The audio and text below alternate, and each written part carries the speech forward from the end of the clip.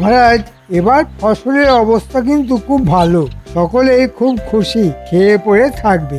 এই যে ভালো ফসল হলো তার পিছনে আমার অবদান কিন্তু সবচাইতে বেশি। তাই আমার মাসোহারাটা যদি একটু বাড়িয়ে দেন তো ভালো হয়। মহারাজ, চাষবাস করার জন্য কিছুটা বুদ্ধি তো চাই মহারাজ। মন্ত্রীর সেটাও আছে কিনা আমি জানি না। মহারাজ, আমি তো চাষই করি, আপনি সেটা দেখতেও পান। এত বড় একটা রাজ্য চালাতে মাথায় চাষ করতে হয় না? মহারাজ, মন্ত্রীর মাথায় ওই গোলাপ চাষ খুব ভালো হবে মহারাজ।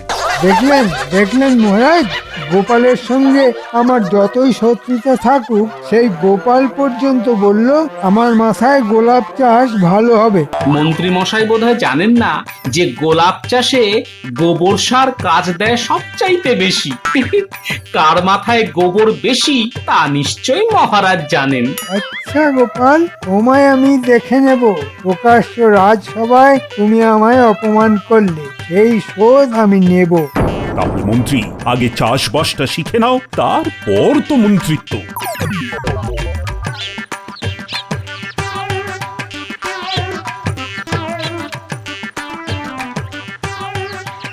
আমার এই সামান্য জমি একটু কলমি শাক চাষ করছি, বেশ ভালো ফলন হয়েছে। এর থেকে খানিকটা গোপাল দাদাকে দিয়ে আসি গিয়ে।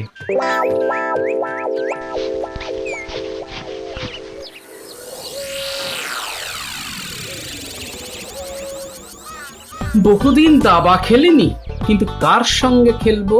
ধুস, কবে যে গুলটে পুঁটিরা বড় হবে দাবা খেলতে পারবে কে জানে বাবা। গোপাল দাদাকে নিজের ক্ষেতে শাক খাওয়াতে পারবো ভেবে খুব ভালো লাগছে। আরে মন্ত্রী মশাই মনে হচ্ছে এদিকেই আসছে। কি খবর পুঁটির বাবা, এত শাক নিয়ে কোথায় যাচ্ছ? নিজের একটা ছোট্ট জমি আছে, সেখানে কলমি শাকের চাষ করেছিলাম, সেই শাক থেকেই কিছুটা গোপাল দাদাকে দিতে যাচ্ছি। বাহ বাহ বাহ বাহ, বেশ ভালো চাষ করো তো তুমি। কি ভালো কলমি শাক! তা তুমি কি আমার জমিতে চাষ করবে? আমার 3 বিঘে জমি আছে। একটা জমিতে আখ চাষ হবে আর একটা জমিতে ধান। দেখো পুঁটির বাবা, অর্ধেক ভাগেও যদি তোমার না পোষায় তবে আমি অন্য লোক খুঁজবো। না না, আপনার মতন উদার জমির মালিক আমি কখনো দেখিনি। আমি আপনার শর্তে রাজি। তা কবে থেকে চাষ শুরু হবে? আমার মনে হয় কাল থেকে শুরু করলেই ভালো হয়। ঠিক আছে ঠিক আছে, কাল সকাল থেকেই আমি চাষ শুরু করব।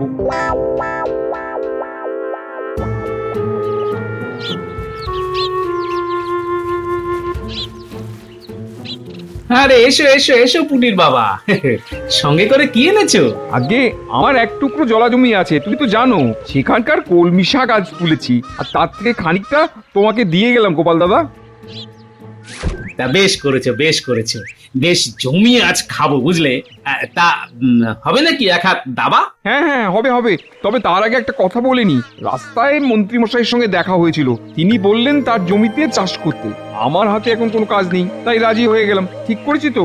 হাতে যখন কোনো কাজ নেই তখন যা করবে সেটাই ঠিক। তবে হ্যাঁ, তবে মন্ত্রীকে তো আমি চিনি, একটু সাবধানে দরদাম করে নিও কেমন?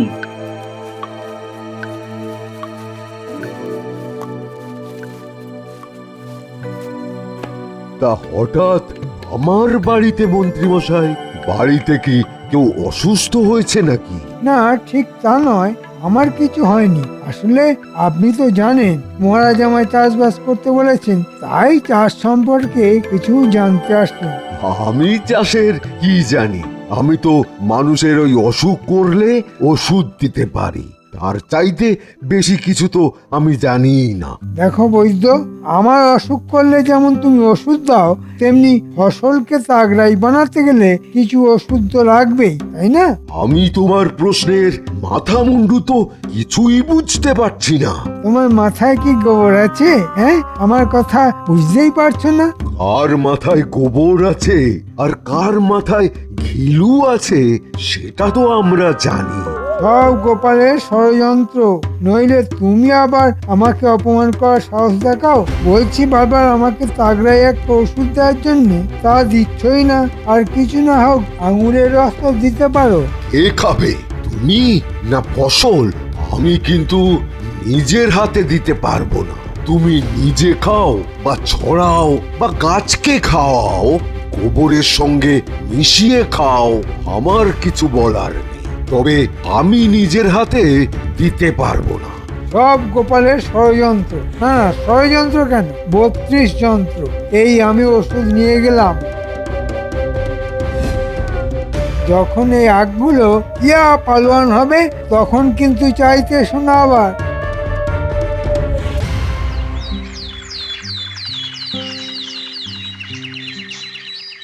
মন্ত্রী, শুনলাম তুমি নাকি চাষবাস করছো। বাহ বাহ বাহ, শুনে তো খুব খুশি হলাম।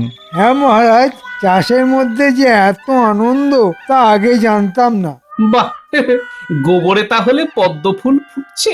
মহারাজ, গোপালের অপমান কিন্তু রোজ বাড়ছে। আপনি একটা বিহিত করুন। গোপাল, কথায় কথায় মন্ত্রীকে এভাবে অপমান করাটা কিন্তু ঠিক নয়। মহারাজ, এই ব্যাপারে আমি একটা কথা বলতে পারি? হ্যাঁ হ্যাঁ, নিশ্চয়ই পারো। বলো বলো, তোমার প্রশ্নটা কি? মন্ত্রী মশাই চাষবাসের ব্যাপারে এতটাই পণ্ডিত, তিনি কাল আমার কাছে এসেছিলেন ওই মহাদ্রাক্ষারিষ্ট নিতে। তা এতে এমন কি অপরাধ আছে তা তো বুঝতে পারলাম না বৈদ্যমশাই। মন্ত্রী চাষবাস করছে, তার তো গায়ে বল বাড়াতে হবে। মহারাজ, মন্ত্রী মশাই এইসব বলবর্ধক ওষুধ নিজের জন্য নিচ্ছেন না। মন্ত্রীর বাড়িতে নিশ্চয়ই অসুস্থ কেউ আছে। না মহারাজ, সেটাও নয়। মন্ত্রী তার জমিতে ফলন বাড়ানোর জন্য মাটির সঙ্গে এই সব ওষুধ মেশাচ্ছেন। একেবারে অভিজ্ঞ চাষির মতোই চাষে পণ্ডিত হয়ে গেছেন আমাদের মন্ত্রী মশাই। গোপাল, এতে তোমার এত হাসি পাওয়ার কোনো কারণ নেই। তোমার মতো সবাই হাতি নয় যে একাই সব খেয়ে ফেলবে। মাটিকেও কিছু দিতে হয় মহারাজ। তাই আমি ঠিক করেছি, ফলের আগে মাটিকে দ্রাক্ষারিষ্ট আর সারিবাদী সালসা খাওয়াবো। এটা কি অপরাধ? তার চাইতে এই সব ওষুধ তুমি খাও মন্ত্রী, তাতে চাষেরও লাভ হবে। মাটির খাদ্য তালিকায় রাজবৈদ্যের তো বলবর্ধক ওষুধ নেই। তুমি মাটির জন্য অন্য খাবার সংগ্রহ করো, কাজে লাগবে।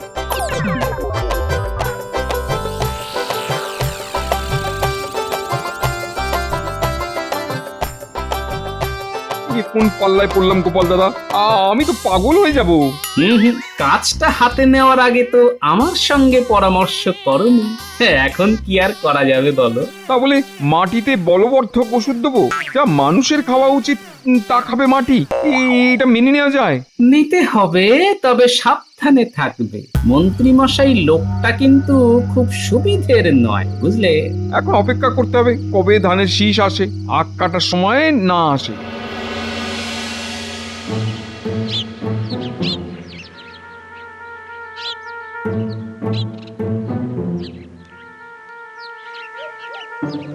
দেখো দেখো, কি তাগড়াই আঁখ, আর ওদিকে ধান ফলেছে। আর তোমাদের গোপাল আমাকে চাষি বলে মানতেই চায় না। তুমি বলো পুঁটির বাবা, কত পরিশ্রম করেছি এই চাষ করার জন্যে, নইলে এই ফলন হতো? না না, তা হতো না। ভাগ্যিস আপনি এই সময়টা ঘুমিয়ে কাটিয়ে দিলেন, নইলে কি যে হতো কে জানে। আপনি মাঝে মধ্যে এখানে না আসলে ফলন আরো ভালো হতো। এবার তো ভাগাভাগিটা সেরে নিতে হবে, তাই না? হ্যাঁ, সেটার খুব দরকার। দেখো, তোমার সঙ্গে আমার যে সম্পর্ক, তাতে আমি খুশি হয়ে তোমাকে আখের ডগার দিকগুলি দিলাম। দেখো আমি কত দয়ালু, ডগার ভাগ তোমাকেই ছেড়ে দিলাম। কেমন, খুশি তো? আগে মন্ত্রীমশাই, আপনি সত্যিই খুব দয়ালু। নিজে খারাপ দিকটা নিয়ে আমায় ভালো দিকটা দিলেন। তাহলে ধানের ভাগ কি করে হবে? কেন, আখের ক্ষেত্রে যা হয়েছিল ঠিক তার উল্টোটা হবে। আমি নেব ডগার দিক আর তুমি নেবে গোড়ার দিক। কি ভালো হলো না? ঠিকই বলেছেন। আমি কেন সবসময় ডগার দিক নেবো? ধানের ক্ষেত্রে আপনি ডগার দিকটা নিন, তাহলে আমাদের মধ্যে আর কোনো গোল বাঁধবার সম্ভাবনা নেই।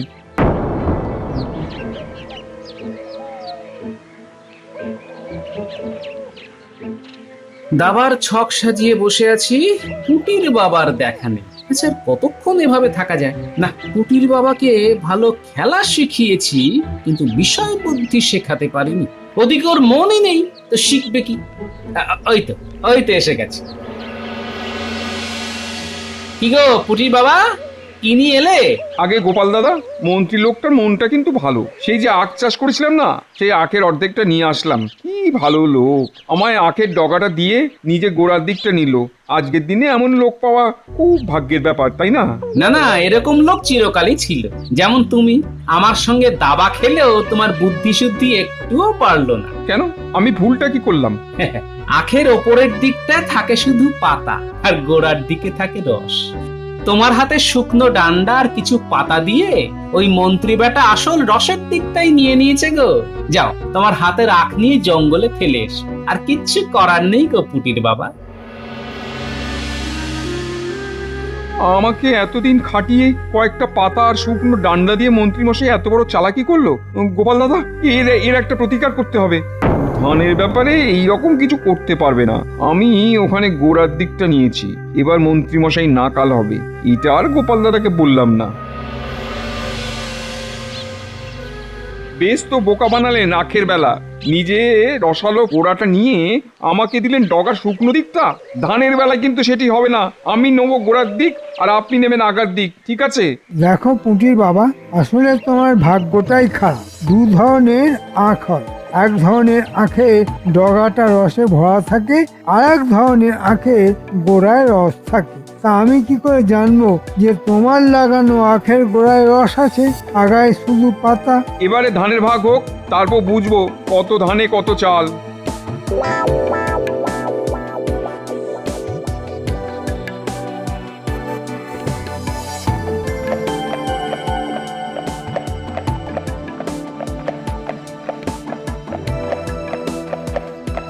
আজ পুটির বাবা ধানের ভাগ নিয়ে আসবে, দেখি মন্ত্রী ওকে কতটা ঠকায়। তারপর তো আমি আছি। এমন একটা বুদ্ধি ঠিক বেরিয়ে যাবে যখন মন্ত্রী আর পালিয়ে বাঁচবেন। এই, বলতে না বলতে পুটির বাবা হাজির। তাও পুটির বাবা, ধান ভাগ হলো? আগে মন্ত্রী মশাইকে দিয়েছি মুখের মতন জবাব। একেবারে গোড়ার দিকে ধান সব নিয়ে এসেছি গোপাল দাদা। মন্ত্রী কেঁদে কুল পাবে না। ঠিক যা ভেবেছিলাম তাই হয়েছে। পুটির বাবা, তুমি পেয়েছো খড়ের দিকটা, আর মন্ত্রী পেয়েছে ধানের শীষের দিকটা। যে শীষ থেকে ধান হয়। আর তুমি পেয়েছো সেদিকটা যা গরু ছাড়া আর কেউ খায় না। এইভাবে মন্ত্রী আমাকে ঠকিয়ে দিল। এত দিনের পরিশ্রম আমার জলে গেল। কত কষ্ট করে এই ফসল আমি ফলিয়েছি। জলে কিছুই যায়নি পুটির বাবা, আমার উপর আস্থা রাখো। একদিন না একদিন এমন একটা বুদ্ধি বার করব যে মন্ত্রী একেবারে কেঁদে কুল পাবে না। হ্যাঁ,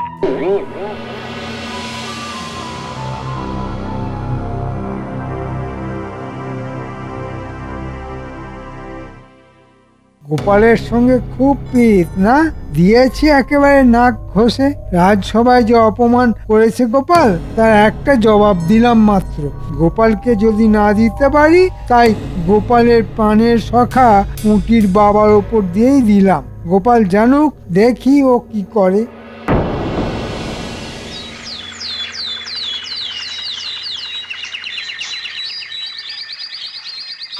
গিন্নি, গিন্নি, ও গিন্নি, আরে দেখো তোমার জন্য কি এনেছি। একেবারে গাছ থেকে পাড়া টাটকা কুমড়ো। আজ জমিয়ে কুমড়োর ঘন্ট খাবো। ভালো করে রাঁধো তো। এটা কি কুমড়ো না ঘোড়ার ডিম? একেবারে ডাঁটি দিয়ে পোকা বেরোচ্ছে। তোমার কি চোখ নেই, দেখতে পাও না? কি বলছো গিন্নি? দোকানে যে বললো আজই চাল থেকে পেড়ে এনেছি। হ্যাঁ, কুমড়ো তো চাল থেকে পারবে গো, তাল গাছ থেকে তো নয়। হ্যাঁ গো, কুমড়োটা দেখেও চিনতে পারলে না কার সঙ্গে মিল আছে? কার সঙ্গে গো? ঘোড়ার ডিমের সঙ্গে গো। ঘোড়ার ডিম? কি বললে? ঘোড়ার ডিমের সঙ্গে? আচ্ছা গিন্নি, যা একটা বুদ্ধি দিলে না, এবার আমি দেখে নেব মন্ত্রীকে। ঘোড়ার ডিম দেখাবে নাকি? এই দেখাও, সংসারটা গোল্লায় যাক। ছি ছি ছি গোপাল, আমার মন্ত্রীর এরকম আচরণ আমি আমি কখনোই সহ্য করব না। এইভাবে পুটির বাবাকে ঠকিয়ে দিল মন্ত্রী। আমার রাজ্যে সবাই সমান। সে মন্ত্রী বলে আমি তাকে অপরাধের পরও রেহাই দেব, তা তো হতে পারে না গোপাল।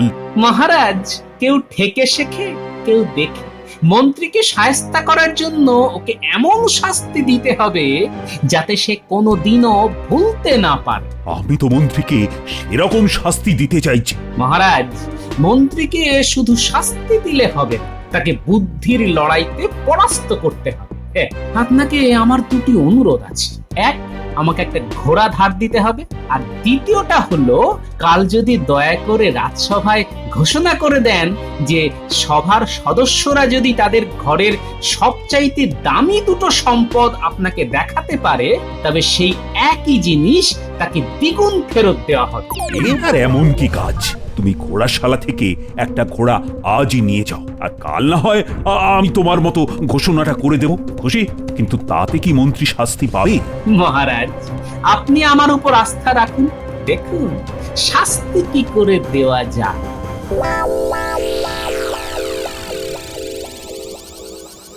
সাদা রং এনেছিস গুলটে? হ্যাঁ, নিয়ে এসেছি। এই দেখ না। দাদু কি বলে গেছে শুনেছিস তো?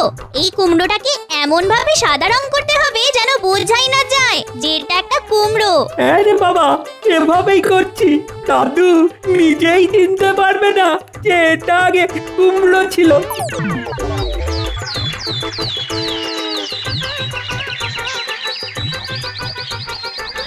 মন্ত্রী মশাই, ও মন্ত্রী মশাই, আরে বাইরে আসুন, দেখুন কেমন ঘোড়াটা কিনলাম। মন্ত্রী মশাই, ঘোড়ায় চড়ে এসেছে, মানে গোপাল ঘোড়া কিনেছে? অবাক কাণ্ড! এত মোহর ও পেলো কোথা থেকে?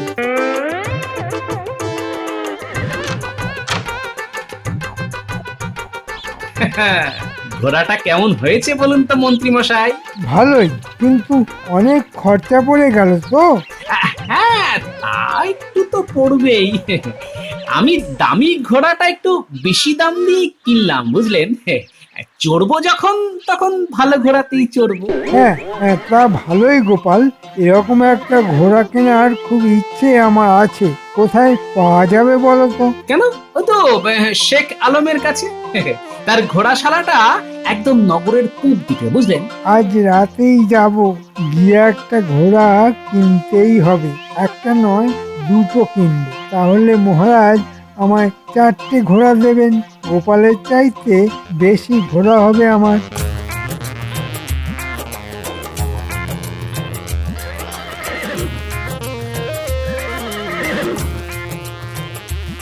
আরে ভাই গোপাল, তুমি আমার দোকানে ঘোড়া কিনবে? ভাই, তোমার ঘোড়াই মহারাজের সবচাইতে পছন্দের। আজ আমার একটা উপকার করতে হবে ভাই। আমাদের মন্ত্রী আজ তোমার কাছে আসবে ঘোড়া কিনতে, কিন্তু মন্ত্রীর তেমন মোহর নেই। মন্ত্রীকে একটু বেকুব বানাও। তুমি লুকিয়ে থাকো। এই আমি দাড়ি আর জোব্বা পরে শেখ আলম হলাম, আর এই কোণে আমি একটা জিনিস রাখলাম। আরে ঠিক আছে ঠিক আছে, তুমি মন্ত্রীর সঙ্গে যত খুশি মজা করো, আমিও দেখে মজা পাবো। এই দেখো আমার ছদ্মবেশ। মন্ত্রী চিনতে পারবে না তো? আরে মন্ত্রী তো কোন ছাড়, তোমার বিবিও তোমাকে চিনতে পারবে না। হ্যাঁ শেখ আলম, ও শেখ আলম, আছো নাকি? হ্যাঁ, আমি শেখ আলম।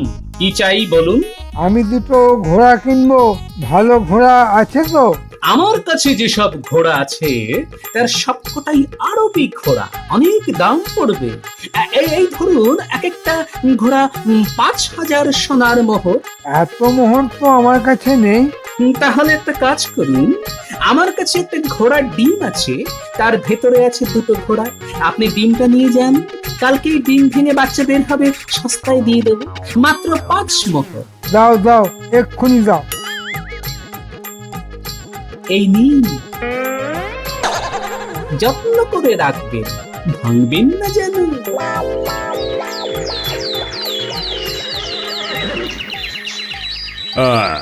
আমার ঘোষণা মতো আজ সবাইকে তার সেরা সম্পদ আনতে বলা হয়েছিল। তা সবাই কি এনেছে? আগে হ্যাঁ মহারাজ, আমি এনেছি। গোপাল, তুমি এনেছো? নিশ্চয়ই মহারাজ, আমার ঘোড়া বাইরে আছে, আপনি দেখে আসতে পারেন। মন্ত্রী, তুমি আগে তোমার সম্পদ দেখাও।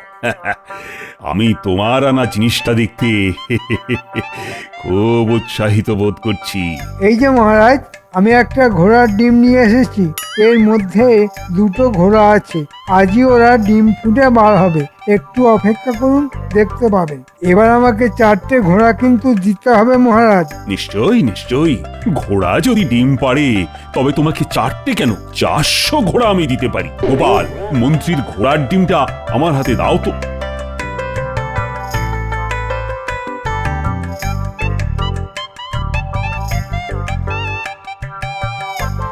এই নিন মহারাজ, মন্ত্রীর বহু মূল্যবান ঘোড়ার ডিম। গোপাল, এবার পুঁটির বাবাকে ডাকো, আমার দরকার আছে। শোনো পুঁটির বাবা, মন্ত্রীর মাথায় এই ঘোড়ার ডিমটা ভাঙো।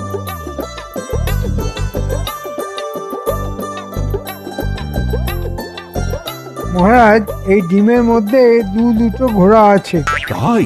বাহ, তাহলে তোমার মাথায় ঘোড়ার ডিমটা তো আগে ভাঙা হোক, তারপর দেখা যাবে ভেতরে কটা ঘোড়ার বাচ্চা আছে।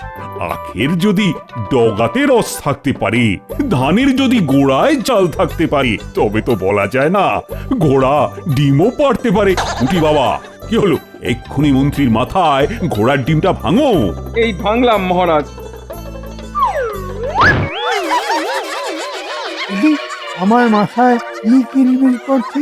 পোকা? মহারাজ, আমার শরীর পোকায় ভরে গেছে, কিন্তু আমার ঘোড়া দুটো কোথায় গেল?